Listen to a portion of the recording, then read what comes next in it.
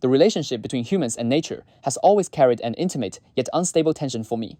In Unit 9, this intuition was reread through biophilia, anthropocentrism, and posthumanism, allowing me to understand the human-nature relationship as something continuously questioned and reorganized through different perspectives. In Unit 10, I brought this shifting understanding into art practice, constructing a relational site through space, material, body, and audience experience. At the early stage of the project, I experimented with different forms of metaphorical illustration, trying to translate the human-nature relationship into a visible system. We live in the same pond was the most important attempt from this stage. I used the pond as a metaphorical site of life, placing humans, lotus leaves, seeds, water, growth, and decay within the same natural time. The work aimed to reduce the dominant position of the human and to present life as something generated, circulated, and transformed within the shared system. However, this attempt also revealed a contradiction within the language of image making. Once human faces, bodies, and gestures entered the image, they easily became the center of attention again. Yet, if the human body was completely removed, the work would lose the most truthful entry point through which I sense nature.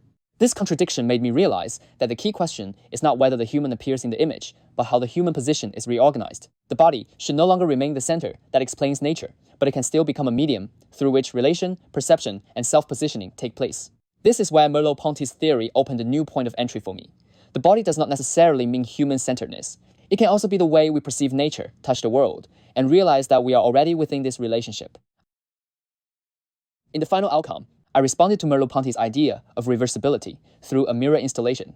Seeing is not a one-way gaze. When we look at the world, our body, position, and perception are also brought back to ourselves through that relationship. The work consists of 5 circular wooden structures. I treat the tree cross-sections, annual rings, and circular forms as liminal viewing entrances, allowing the viewer to enter a relational field where the section of nature, their own body, and the surrounding space continuously overlap. The mirror is placed within these structures to create a return of looking. The blurred reflective surface weakens the clarity of self-reflection, so that the body no longer appears as a complete portrait, but becomes layered with tree shadows, light, wood grain, and the surrounding environment. In this process, the viewer looks towards nature, while also being brought back to their own bodily position. Nature is no longer only an object being looked at, and the human body is no longer only the subject that looks. The two are continuously drawn together through reflection, movement, and spatial distance. The work aims to transform the human-nature relationship from a concept being discussed into an experience that can be sensed and recognized on sight.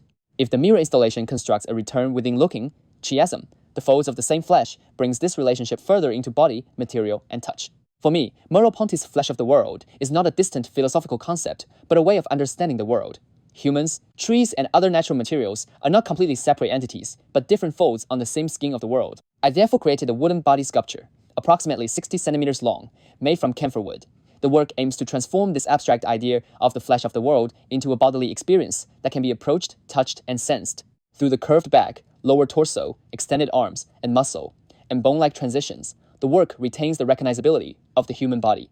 At the same time, the exposed grain, annual rings, scent, weight, and surface quality of camphor wood strengthen the internal flesh of the tree. The human body is made visible through the body of wood. Human flesh and tree texture coexist on the same surface, creating a tension between familiarity and strangeness. When viewers recognize the human posture, they are also drawn back into the body of the tree through wood grain, annual rings, and the scent of camphor wood. Looking no longer remains only visual, but enters touch, smell, and bodily distance. The work therefore offers an entry point for resensing the human-nature relationship. Humans approach, touch, and recognize through their own bodies that they exist within the same material fabric of the world as nature. It corresponds with the mirror installation. The mirror installation establishes a return of looking through reflection, while the wooden body sculpture establishes an overlap of flesh through material and touch. One repositions the viewer's act of seeing. The other reopens the bodily connection between human and tree within the same world.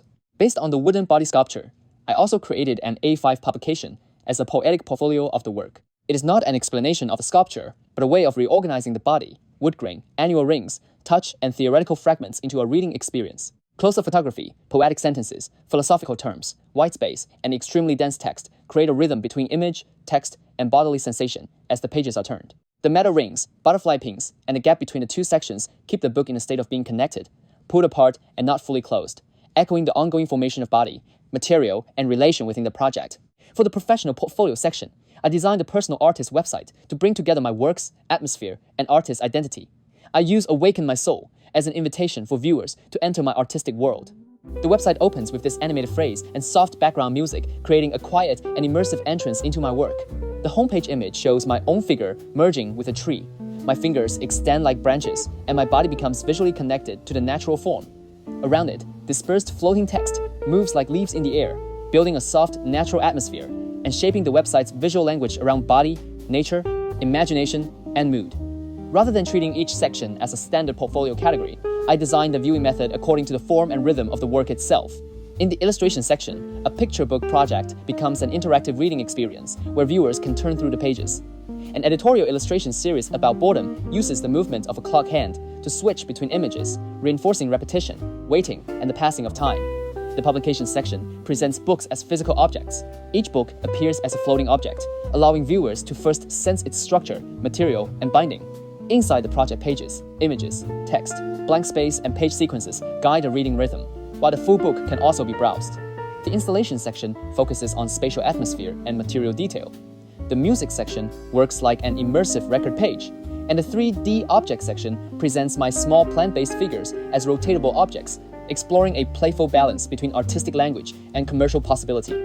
Through this website, I wanted to communicate my artist persona more clearly. I am not an illustrator working through a single form, but a creator who builds poetic, sensory, and atmospheric worlds through image, book, sound, space, and object. For me, the most important shift in Unit 10 is that I began to form my own artistic judgment. I can preserve the truthfulness of personal feeling while also recognizing its limits.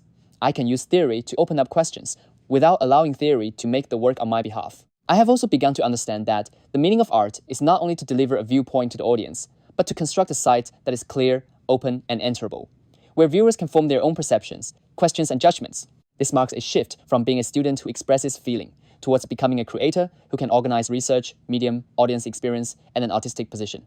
This is also the direction I want to continue developing, to make works that do not only express how I see the world, but also become an entrance through which others can resense the world.